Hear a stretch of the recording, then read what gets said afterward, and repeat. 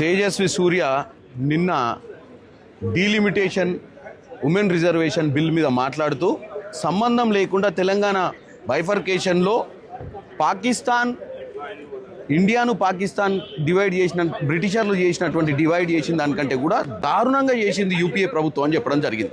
నేను ఒకటే చెప్పదలుచుకున్న తేజస్వి నీకు ఏం అవగాహన ఉందని మాట్లాడిన ఒక 1600 మంది బలిదానాలు నీళ్లు నిధులు నియామకాల నినాదంతో తెచ్చుకున్న తెలంగాణను నువ్వు అంత అవమానకరంగా మాట్లాడినప్పుడు నువ్వు ఈరోజు మేము ఒకటే డిమాండ్ చేస్తున్నాం పార్లమెంట్లో ఆ వర్డ్స్ ఏదైతున్నాయో అవి డిలీట్ చేయాలి రికార్డులుగా.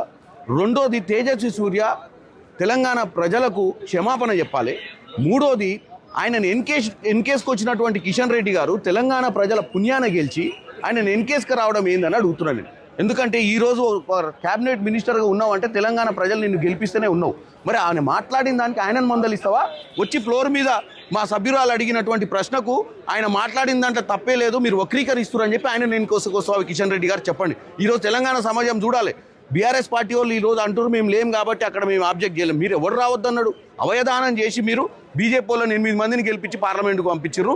మీ బుద్ధి తక్కువ పని మీరు చేసింది. ఇంకా మీదికెళ్ళి తెలంగాణ ప్రజల ముందు బీజేపీ వాళ్ళు క్షమాపణ చెప్పాలి, కాంగ్రెస్ వాళ్ళు ఏం చేయలేదంటారు. మేము కాంగ్రెస్ పార్టీ లోపల కడియం కావ్య గారు మాట్లాడిర్రు, మేమందరం కూడా ఆబ్జెక్ట్ చేసినాం దాన్ని. ఈరోజు ఇక్కడ కూడా మకర్ద్వార్ దగ్గర ఈరోజు పొద్దున ప్రొటెస్ట్ చేసినాం. తెలంగాణకు గురించి మాట్లాడినటువంటి తేజస్వి సూర్య ఇమ్మీడియట్గా క్షమాపణ చెప్పాలి. స్పీకర్ గారు ఆ పదాలను డిలీట్ చేయాలనేది మా డిమాండ్ ఈరోజు.